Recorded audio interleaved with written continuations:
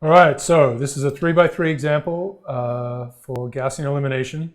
So we're solving a system, linear equations, 3 equations, 3 unknowns, and we're just going to step through it. And we'll also bring in some new notation. We're transforming it into a matrix. So we start with matrix A, we're trying to get to a matrix U. So let me just go to the menu here. So 3x3 example. We're trying to get from ax equals b to ux equals c, and this thing is upper triangular. So we'll see it when we get to it, but that just means that it has zeros below what's called the main diagonal. Again, we'll see it. Right? So zeros, it doesn't matter what's in it, it could be zeros as well, but as long as there are only zeros below the main diagonal. Okay, so here's the row picture. Sorry for jumping around. Here's the row picture. So you say you're handed this system, right? So there's 3 equations of planes, right? So 1, 2, 3. These are 3 planes. I'm trying to find where they intersect, if they do. Right. So that's fine. And in fact, that's the best setup for us for solving it in a way that will help us and help computers. For intuition, we like to think of it not as planes, but actually we're trying to combine these 3 vectors. Boom, boom, boom. Right? So some multiple of this first vector, which we'll call A1, A2, and A3. Some multiple of the second one, some multiple of the third one. Add them together, and so that they combine to give us this sound. And it may be that there are many ways to do it, and if there are many ways, there are infinitely many ways. And there may be 0 ways to do it. Right? So 0, 1, or infinity. Very important numbers. All right, so that's the column picture. That's an intuition thing. Matrix picture, well, so both of these can be derived from it. Right, so again, dot products, that's your first plane, right? Or we could spread it out so that it's this column times x1, this column times x2, and this column times x3, and that returns us to the column picture. In this case, though, we're thinking this is a gadget. It does something, right? So it's going to change the x1 by stretching it, rotating it, and so on. And we want to find the particular x that gets changed into this character here. Again, something that's for much further on in the course to understand that. So in the last little piece, we talked about how we could write an augmented matrix. We don't have to carry the x's all around. They don't move, right? We don't mess with them. We just mess with the factors multiplying them. And so we can just do our row operations on this nice little box. And we're going to call it the augmented matrix. We put A, right? So this is ax equals b here. This is A with a line B, right? Okay, and it's always true. I'll write it out again. This is an m by n, and this is an m by 1. So this whole thing is m by n plus 1. So let's do that. This is an m by n plus 1. Okay, good. So we're going to perform row operations. I'll write it out in this stylized way. Yes, you could jump around in different ways, but we're just going to move in this systematic way. Row swaps are a bit of a complication, and it's not always so obvious to how to do those things, but if we've got a nice clear set of elimination steps, then we're good. Now, something we couldn't see in the 2x2 is that we are really trying to, so let's get into here. We're trying to make a matrix now, because it's 3x3, we're trying to create something that has zeros here, right? So we want the zeros in here, right? In this section, we want to eliminate those numbers. And the way here's a very important thing. There's an order to how we do this. We go down the first column, down the second column, down the third column, down the fourth column, right? So this one is first. This is the first one, second one, third one. This is these guys equals the order of elimination. So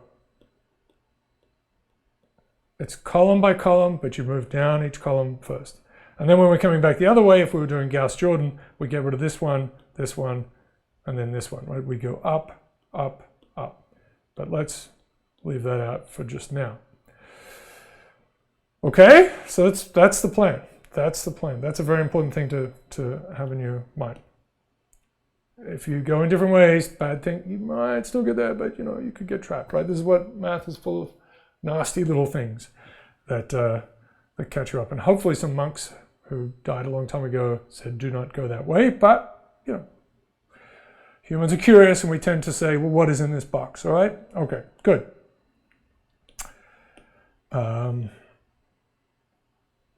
Okay, so we do one of these big tilde things because it's fun. And we're going to have, right? So the first one we're changing is this guy here. Again, this is row 1, row 2, row 3. Right? So we're only changing row 2. So it's row 2 prime. This is how these things are always set up. Row 2 minus something times row 1. The number that's on the bottom here is always the pivot. It's going to be, the pivot's going to match up. These numbers are going to match up. They're going to match up. And what do we have? We have a 4 and a 2. Let me put it here. 4 and a 2.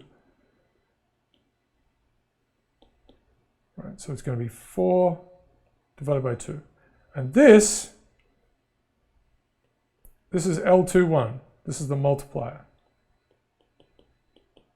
We're calling them multipliers. They're L's. They will form a matrix, which is an L matrix, capital L, and it will go with this upper triangular matrix, right? So it's a lower triangular matrix. We're going to get there.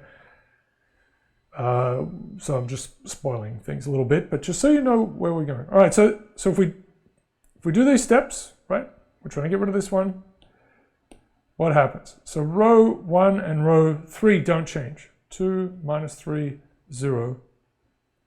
3 and 5, these are all the same. 2 minus 1 minus 3.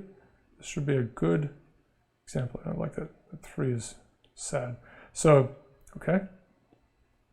Did I get that right? All right, now we have to concentrate. This is minus 2 times row 1. Really, right? So it's a 4 over 2, minus sign. This minus sign is very important. It's always there. Let me say that again. It's stylized. We don't put a plus, put a minus sign. There's a reason for that comes later on. So monks died, basically, and then they figured out, you should do that. It'll make your life easier later on, because we've been there. Okay, so we're just going to take 2 times the first row and subtract it from the second row. That gives us our 0. I want to make this, right? So 4 times, so let me do this. This is 4 minus 2 times 2, 0. Minus 5. This is hard, right? Because minus 2. So that's a plus 6, so it's plus 1. This one, the 0 doesn't matter, right? So 1 minus it doesn't matter. 7 minus 2 times 3 is 1. So not bad. So what did I say? 1 and then a 1. And then 7 minus it, so it gives us a 1. All right? Nice. Okay, so the next one to be eliminated is here. So we've done the right thing. We've started to make this structure. Yep. So let's do another round. And so again, this big tilde thing means these systems are equivalent in that they have the same solution. Right? They're different planes. We're making the planes kind of simpler. We're trying to actually make them match up with more with the axes. All right. Right, so now we're going to get rid of this. So this is, we're acting on row 3. So it's going to be row 3 prime equals row 3 minus, boom, boom. And which row do we use? Well, we use row 1, right? So all the way down column 1, we're going to be using row 1 because row 1 has something in its first entry here. Right? So again, we use that. So this is going to be L31, and on the bottom is going to be the first pivot again, right? That doesn't change. So this is D1 again. Right? Pivots are hidden usually, right? Depends on the complication. But basically you unwrap them. So we'll find D2 and D3 here. They are hidden so far. Okay, so pivot on the bottom is 2. So this is actually this 2. And then on top, it's this 2.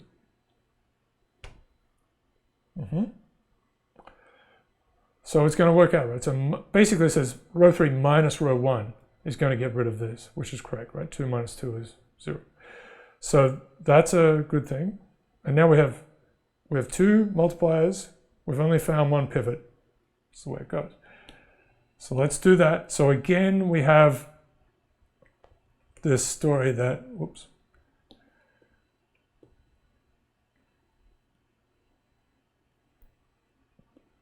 We're only ever really, I mean, you can jump, skip, jump around a little bit, but basically we'll do 1 row at a time. So these first 2 rows don't change, right? We're only changing,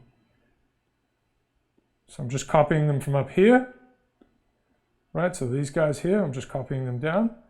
So 0, 1, 1, and 1. And then we're really just subtracting the first row from the third row. So 2 minus 2, minus 1 minus 3, minus 3 minus 0, right? This stuff. Boom, boom, boom. Okay, so we get our 0. Minus 1 minus 3 is 2. And minus 3 doesn't change, right? And then 5 minus 3 is 2. Good. So that's looking good. So now we've created, we're getting towards making a triangle, right? Almost, making a simpler thing. So we need to go this way. We want to get rid of this one next. Okay, so it's we just carry on. Same idea. So again, but now we're still operating on row 3, right? Row 3 needs to be worked on a little more. And the very important is, now we're into the second column. The second column, you clean it up using the second pivot, which is here, right? So this is now D2. This is D1, first pivot, second pivot. We're going to use this one to get rid of this one. If we try to use the first row, then this 2 here would make a mess and bring numbers back. We don't want that. The really good thing is there's a 0 here. Adding 0 to 0, any multiples, doesn't change anything, right? So hopefully that makes sense. So that's why we strategically go down the first column, then the second column. We're cleaning things up as we go. All right, lots of little extra things there. So we do our nice big friendly thing here.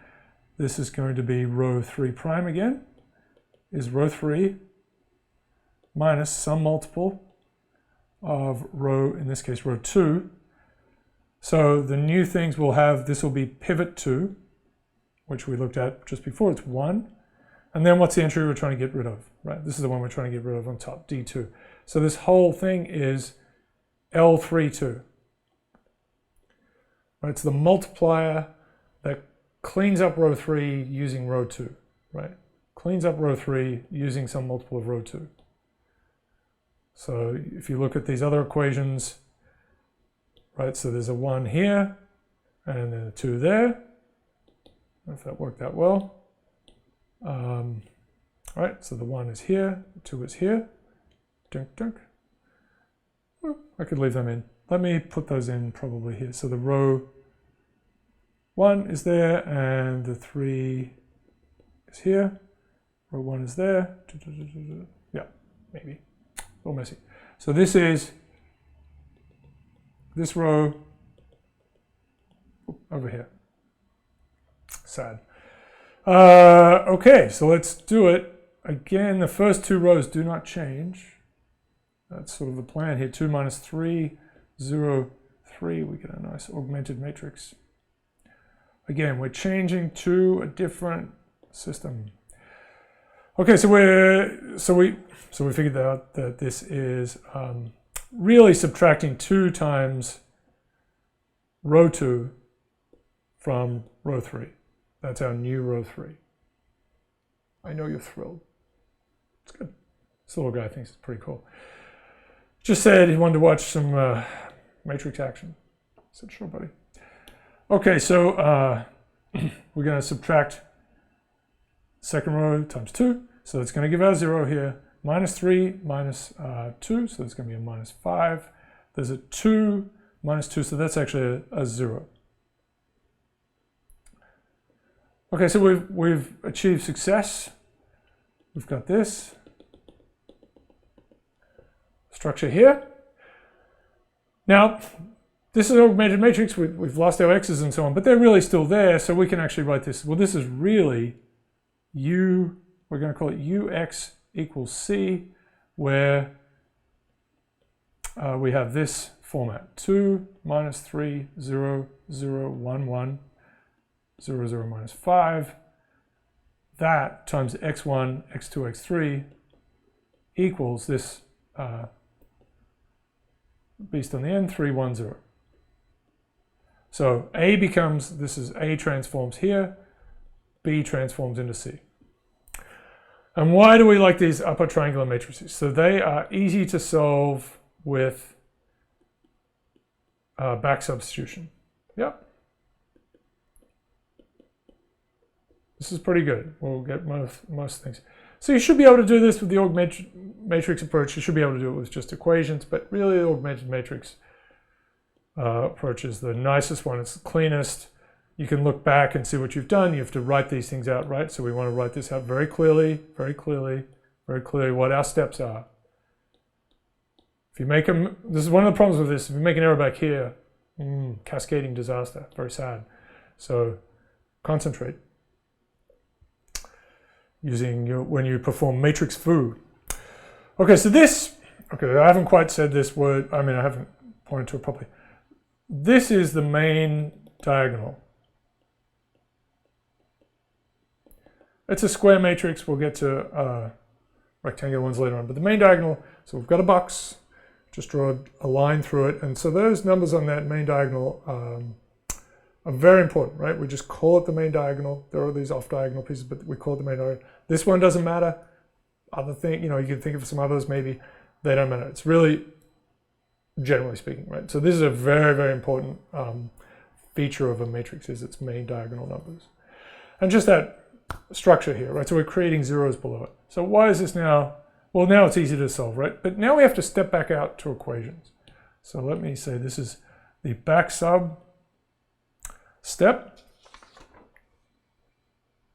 right? Computers can do this. You can do this, but we want to 13 by 13s, right? So that would hurt too much. So we go back out to equations, right? So we remove ourselves to equations. So step back out to equations.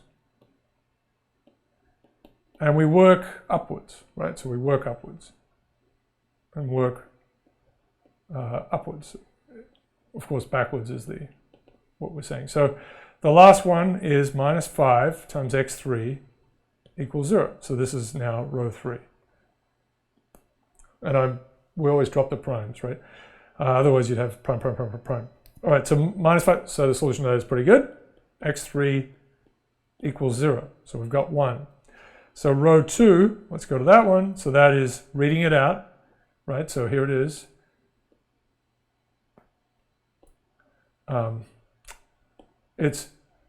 So I've gone too far with that. So it's this row dot with this column equals this number here, right?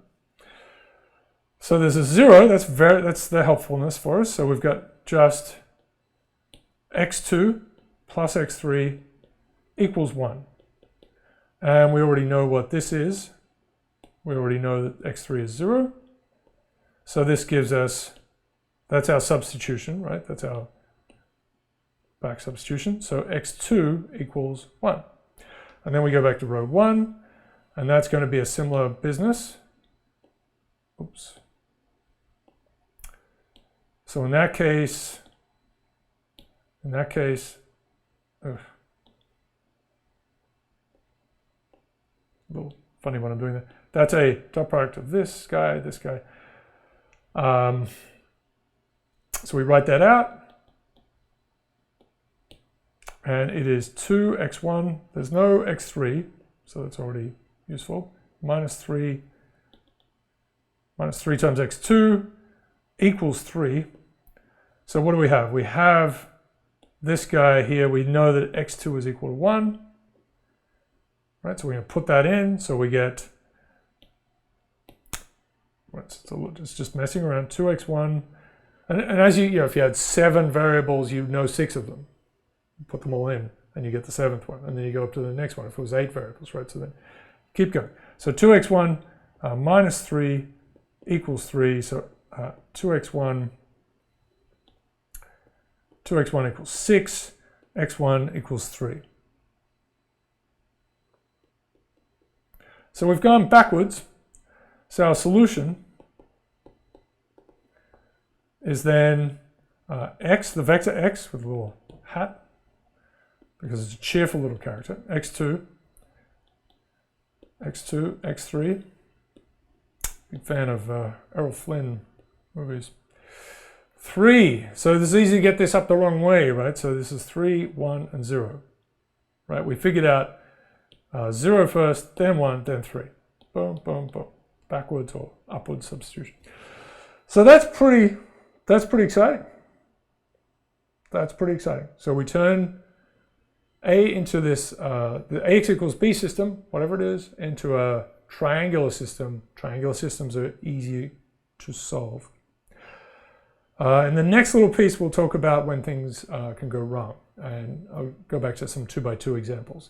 But this is really the recipe. We'll have to get to rectangular ones, which takes a little while, but we'll get to rectangular ones, rectangular systems, because then the diagonal doesn't quite work, and that you can't have, you may have more or less pivots than you think is reasonable, but the plan is here, right? So let me add one last thing. So at the end of this, you might say, well, what are these three pieces? So we've uncovered 3 multipliers.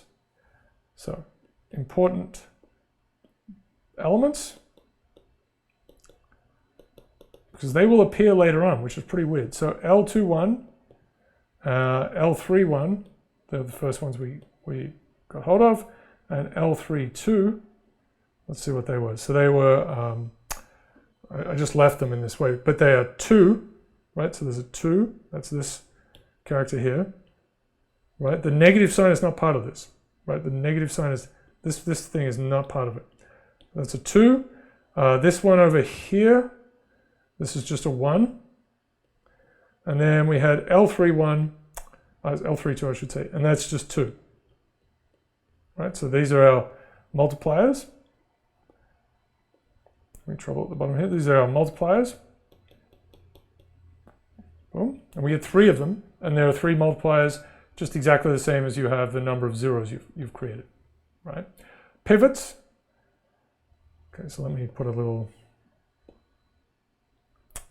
thing here. So our pivots, we read them off U, right? They're sitting in the main diagonal of U. We find in U. And they are, so if we go back to U, 2, 1, and minus 5. Very important we haven't divided through by any numbers. We could do that, but that puts us, complicates things, right? So 2, 1, and minus 5. So these are pivots for these things. They are strange beasts. At the moment, being non-zero is important, right? So D1, what did I say? 2, 1, and minus 5. All right, so D1 is 2, D2 is minus 1, and D3 equals 5. If a pivot is 0, then there's something that's a little odd about the matrix, and we'll get to that. But I think that's basically what you should get out of this particular section. The next thing is to look at some situations where things go wrong. And so just to sort of preface that, we could have gotten to here, for example, this last solution, this last equation was minus 5 times x3 equals 0. That's solvable, right? But it could have been, say, 0 equals 5. If this was a 0 here, if this was a 0 and there was a 10 over here, right, then you'd have 0 equals 10. So that wouldn't work, and you'd know there's no solution. An alternative is you could have had 0 here and then 0 here, and it would just say 0 equals 0. So that wouldn't tell you anything. You kind of know that's true. Hopefully that's true. So you know that's true, And it actually frees things up and means you end up with many ways to do things. You actually end up with infinitely many solutions. It's kind of the idea. All right, so that's good. That's good for this section. That's a 3x3. This is how you do it. Please always follow these steps. Boom, boom, boom. Very structured. We work our way through the matrix. Down, down, right? So we tackle the first column, tackle the second column, tackle the third. It doesn't matter how big it is. It's very methodical. The only complication I will say is that row swaps can, you may have to make some choices, and computationally there are some sneakier things to do potentially based on the size of pivots. But this is the basic plan. Good.